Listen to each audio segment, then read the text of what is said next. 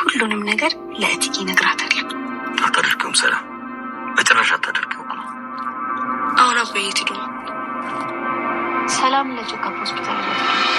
ምን ቀላል በጣም ዱርዬ ነች እኮ። ለነገሩ ማን ያውቃል? አሁንም እኮ ይሄኔ ከአንዱ ጋር እየጨፈረች ነው የሚሆነው። ቆይ አንቺ እጅሽን ኪስ ውስጥ የከተትሽ ብር ሰርቂም? አይ አይደለም እማዬ። እና ምን ልታደርጊ? ውሃ አባዬ በቃ ተው። ውሃ ከምትገኘት ሰዎች ነው። ግን እማዬ ለምንድን ነው ራስሽ ለማለሽ? በያ እሱንም ደግሞ ልትመረመሪ ነው? የጠረጠረችው ነገር አለ።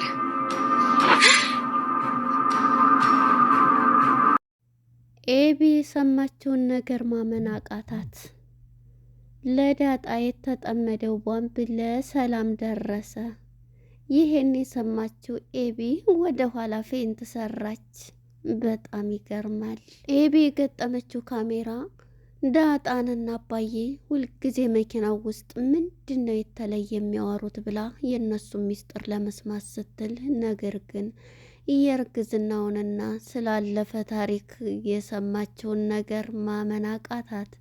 ኤቢ አሁን ላይ እኔን ማመን አለባችሁ በማለት ወኔዋን ይዛ ተነስታለች። ሰላምዬ ያየችውን ነገር ማመን አቅቷታል። አሁን ላይ ኤቢን ማመን አለብኝ፣ ዳጣና ናታን እያደረጉ ያሉት በአይኔ በብረቱ ሲሳሳሙ አየኋቸው በማለት ጭንቅላቷን አስራ ከመኝታ ክላሷ ተኝታለች። ይሄን በመደወልም ለአቶ ደረጀ ነገረችው። አቶ ደረጀም ማመን አቅቶታል። በጣም ይገርማል። ሰላም ጤና ይስጥልን። ውድና የተከበራችሁ የቻናል የቤተሰቦች እንኳን ወደ ቻናል በሰላም መጣችሁ። እንግዲህ ዳጣ ክፍል 46 ተለቋል። ወደ ክፍል 45 ስንመለስ ኤቢ ሁሉንም ነገር ተጠራጣሪዋ መርማሪ ፖሊሷ አሁን ላይ እያደረገች ያለችው በጣም ፍቅረኛዋንም ተቀምቼ ዳጣና ሰላም ከዚህ ቤት መውጣት አለባቸው በማለት ተነስታለች። ደግሞ አሁን ከቤት ስለቀረች እዚሁ ቤት እንድትኖር ስለተፈቀደላት ዳጣ አሁን ላይ በቃ የምታደርገው ሁሉ ቅጡ ጠፍቷታል። ስለዚህ አባዬና ዳጣ ሁሌ ከመኪናው ውስጥ የሚያወሩት ምንድን ነው በማለት አርዱን ካሜራ የመኪና ላይ የሚለጠፍ የድምፅ መቅጃ ካሜራ አምጣልኝ ብላ እንግዲህ ያንን የድምፅ መቅጃ መኪና ውስጥ ጨምራ ነበረ ፊልሙ የ45ቱ ያለቀው። ወደ 46ቱ ስንመጣ እንግዲህ አቶ ደረጀም ሰላምዬን ወደ ሆስፒታል ይዟት ሲሄድ ነበረ። ይሄንን ይዟት ሲሄድ ኤቢ ዳጣን ታገኝና ዳጣ ከአባዬ ጋር ሄደሽ የሆነ እቃ ግዢልኝ ትላታለች።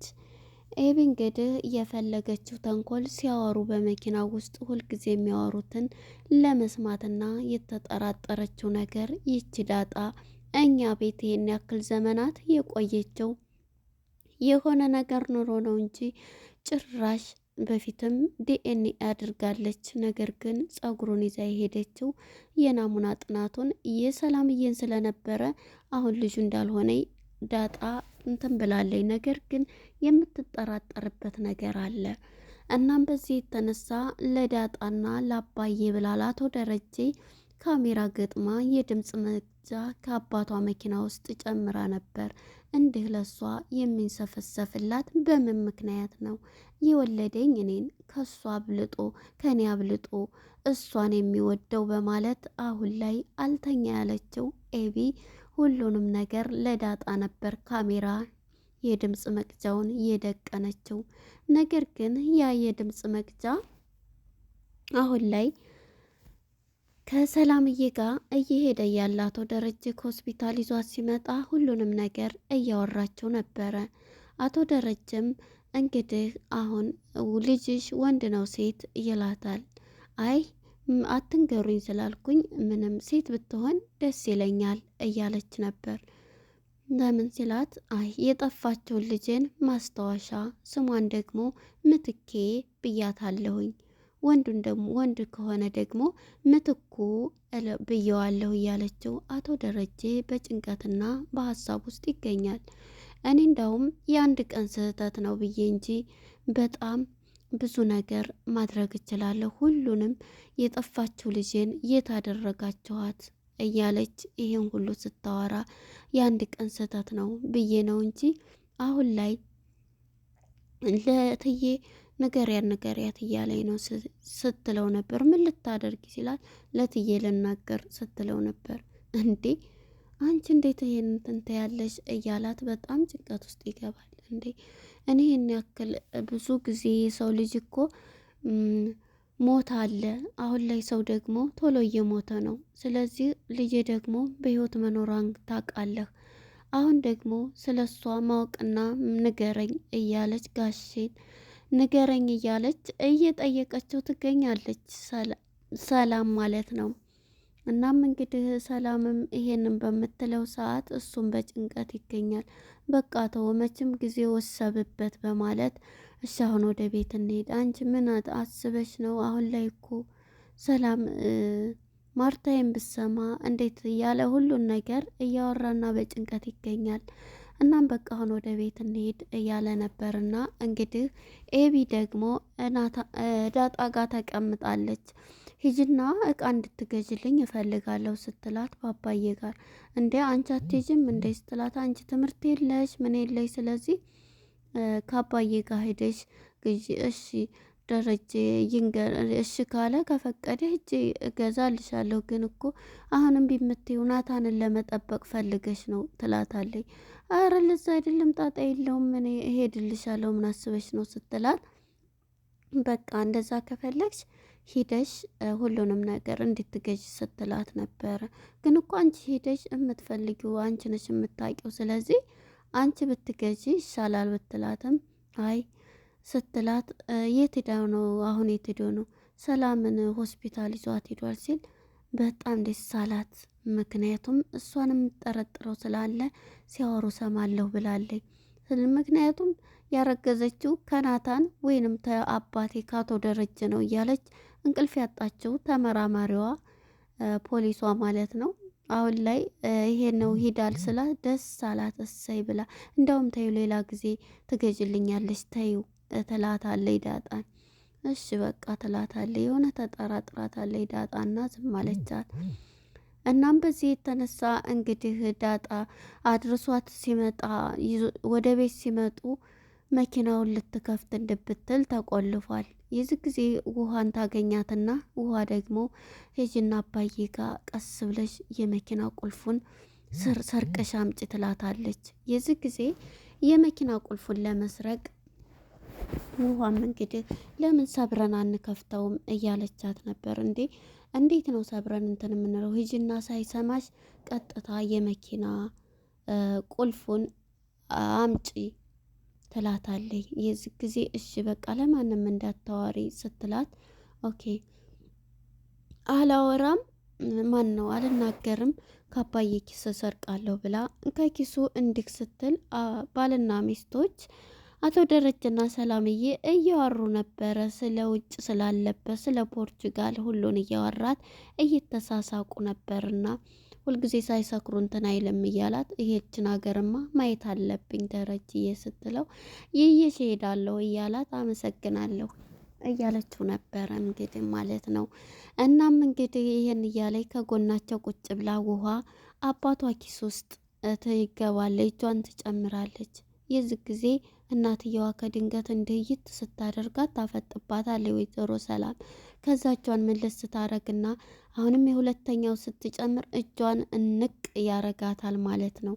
የዚህ ጊዜ እጇን እንቅ ሲያረጋት ኪሷ ውስጥ እንዳለ ብር ልሰርቂ ነው ምንድን ፈልገሽ ነው ብሎ አቶ ደረጀ አይ አይደለም እኮ አባቴ ኤቢ ናት ቁልፍ የመኪናውን ቁልፍ አምጭ ብላይ ነው ትላለች። ለምን ስትል እንጃ ልትነዳ ፈልጋ መሰለኝ እያለች ነበረ።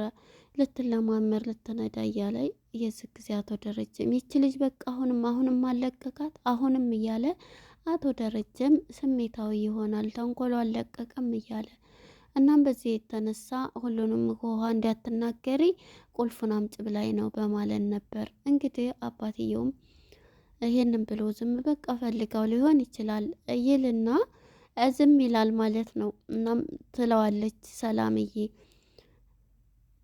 ሙሰላምዬ ማርታ ማለቴ ነው ማርታ ማለት ነው። እና ልጇን እንደዚህ ብላ መጨረሻ ላይ አባዬ ሱቅ ይዘኸኝ እንድትሄድ እፈልጋለሁኝ ጥፍር ቀለም ልገዛ ትለዋለች። እንዴ አሁን ለጥፍር ቀለም አንቺ ከኦንላይን እንትን ብለሽ አታዥም? እንዲ ቆንጆ ነው ያመጡልኝም። እሷ እንግዲህ ካሜራውን ልታመጣ ነው፣ ስልኩን ረስቶት ከቤት ወጥቷል። የዚህ ጊዜ ውሃና ምጥን ውጭ እየተጫወቱ ነበር። ከዛ ሄደው ስልኬን ረሳው ሲል ሂደሽ አምጪ ስላት እና ልጆች አሉ እነሱ ያምጡ ትላለች። እሷ የደበቀችውን ካሜራ ለማውጣት ነው። የዚህ ጊዜ በቃ ውሃ እያለ በመስኮት ሲጣራ እየተጫወቱ ነው። እሷ አንገቱን እንዲህ ሲዋጣ ቀስ ብላ ከደበቀችበት ካሜራዋን ታወጣና በቃ አባዬቶ እኔ ሂጅ አመጣዋለሁ በማለት እሷ የፈለገችው ካሜራውን ለማውጣት ነው የድምፅ የቀዳችበትን እና አባቷን እንግዲህ በቃ አባዬ አመጣሁልህ ስልኩን በቃ እንዳውም ተው ሌላ ጊዜ እንትን ትልልኛለህ ተው በቃ ስትለው የኔ ልጅ አመሰግናለሁ በቃ አሁን እንዳታስለፊ ብሎ ነበር። መናኪርም የጥፍር ቀለም ሊገዛላት ነበርና አመሰግናለሁ ሲል ተው በቃ አባዬ ብላ እሷ ድሮም የፈለገችው የደበቀችውን ለማውጣት ነው። ከዛም እንግዲህ ቀጥታ ሳሎን ትሄድ እዛ እንደቆመች ናታንን ታገኘዋለች። መጀመሪያ ናታንን ስታገኘው ዳጣስ ስትለው አይ አላየኋትም ይላል። አየህ ከሌላ ወንድ ጋር ነው ሌላ ፍቅረኛ አላት ዱርዬ ናት ስልህ አትሰማኝም ትለዋለች። እሱም መመለስ ሲልና በሰዎች ላይ አትፍረጂ ይላታል። ማለት ምንድን ነው ስለዋለች ታሪክ ይነግራታልና እኔ አንድ የምወደው የመጽሐፍ ቅዱስ ቃል ልንገርሽ ዘማዊዋ ሴት ይልና ሁሉም ሰው ሊደበድባት ወደ ፈጣሪ ጋር ይዘዋት ይሄዳሉ። ዝማዊት አድርጋለች ዝሙት አድርጋለች እያሉ በዚህም የተነሳ እነሱም ፈጣሪም እስኪ ከእናንተ ውስጥ ምንም ነገር ኃጢአት የሌለበት እራሱ ይናገር በሚል ጊዜ ሁሉም ኃጢአታቸው እያስታወሱ ሁሉም ትተዋት ሄዶ አየሽ በዚህ ምድር ላይ ስንኖር ሁላችንም ኃጢአተኛ ነን፣ ብዙ እንሰራለን፣ ግን ደግሞ ይሄንን መፍረድ የለብሽም ይላታል። እኔ ስለ ዘማዊያ ሴት ምን አገባኝ? ይሄ ልትነግረኝ ነው ታሪክ የምነግረኝ ትላለች። እንግዲህ ኤቢ ማለት ነው አንቺ ቢነግሩሽም እንትናቴ ብትቀበይ ተቀበይ ብለዋት ይሄዳል ማለት ነው። እናም ደግሞ እንዳለቻትም ዳጣ ናታን መጥቶ ሳሎን ሲቀመጥ ዳጣም የት ሄደሽ ነው በሚላት ጊዜ ሰላምዬ በጣም እያሳዘነች ነው፣ ስራ እያገዝኳን ነበረ እያለችው ነበረ። እንግዲህ ከሌላ ሰው ጋር ሄዳለች እያለ እየፈረደችባት የነበረችው ዳጣ ማለት ነው። እናም በዚህ የተነሳ ይህንን በምትላት ሰዓት እሷም ይነሳና በቃ ሰዎችን ማገዝ መርዳት ጥሩ ነው እያለ ያስረዳታል።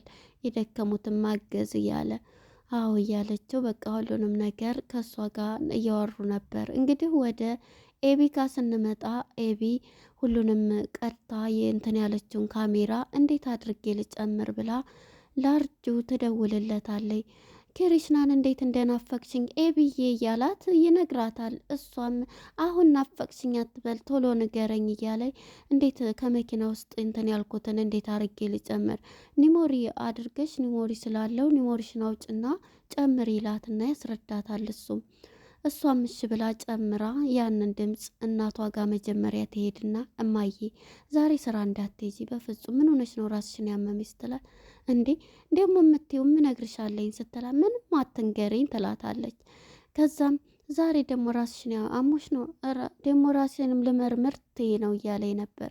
ሸረሪት ፓርት ላይ ያሳቀችኝ ሸረሪት ታያለችና ይቺ ሸረሪት ምን ልትሰራ ነው እናንተ ክፍል የገባቸው እያለኝ ታስረዳታለች። እና ትግባ ምንድን ነው የምትይው? ኧረ እኔ ካሜራስ እንዲሆነ ምኖ ትታወቃለች እያለች ነበረ። እናንተ ክላስ እኮ መግባት የለባትም እያለኝ እስኪ ረፊ ኤቢ ለልጆቿ ፍጡር ናት እኮ ምግብ ወይም ፈልጋላቸው ይሆናል እያለች ወይዘሮ ማርታም ለኤቢ ትነግራታለች። ኤቢም ይሄንን ስትላት እኔ አላምናትም ካሜራ ደቅና እንዲሁ እያለች ቆይ የሆነ ነገር አለኝ ስለዚህ አሁን እነግርሻለሁ እያለቻት ነበረ። እናም ወታ ያንን ካሜራ ከአርዱ ጋር የደበቀችውን የድምፅ መቅጃውን ማለት ነው እሱን ጨምራ እየሰማች ሳለ እንግዲህ የሰማችውን ማመን አቃታት። ማርታና ሰላምዬና አቶ ደረጃ ያወሩትን ወሬ እንዳለ የእርግዝናውን የልጇ የጠፋችባትን የተደበቀው ሚስጥር ሁሉ በእጇ ገባ ማለት ነው። መጀመሪያ ይሄንን እያለች እናትየዋ ወደ አቶ ደረጀ ጋር ትደውላለች። አቶ ደረጀ ጋር ስደውል እኔ ባይኔ በብረቱ የዳጣንና ናታንን ስራ አይቻለሁ በማለት ትነግረዋለች ማለት ነው። ናታንም አቶ ደረጀም እውነትሽን ነው በቃ ቤት መጣሁ ይላታል። እናም እንግዲህ ሁለተኛ ሲጨመርላት ኤቢ ያንን ድምፅ የቀዳችበትን ድምፅ እንዳለ ቤቱና ከደብቃ ከክላሷ ስትሰማው ልጅስ ያረግዝኩትስ እያለች ስታወራ ይሄን የሰማችው ኤቢ በድንጋጤ ሳጨርሰው የድምፅ ሪከርዱንም ይዛፏን ይዛ ነው የቀረው። እንግዲህ የተደበቀው ሚስጥር ሲወጣ ማርታም እንግዲህ ምን ትል ይሆን? አሁን ላይ እንግዲህ ቤቱ ይበጠበጣል። ባመንኩት ሰው በአንተ እንዴት ልከዳ? እንዴት ምን አጉድዬብህ? እያለች ማርታዬም ራሷን አሟታል። አሁንም ኤቢሄን ድምፅ ስታሰማት በጣም ነው የምትደነግጠው። ዞር በይ አልሰማም ትላት ይሆን? እንግዲህ ይሄንን ድምፅ ይዛለች ማለት ነው። ቀጣይ እንግዲህ ይሄ ፍቅር የሆነ ቤተሰብ ይበጠበጣል ማለት ነው በኤቢ የተነሳ። እውነቱን በእርግጥም መውጣት አለበት። ስህተትም ቢሆን እንግዲህ ሁሉም ነገር ወጥቶ ዳጣም እህት መሆኗ መታወቅ አለበት ማለት ነው። ለነበረን ቆይታ እናመሰግናለን። ቀጣይ ክፍል ምን ይፈጠራል የሚለውን እንግዲህ አብረን የምናይ ይሆናል። እስካሁን ለነበረን አመሰግናለሁ። መልካም ጊዜ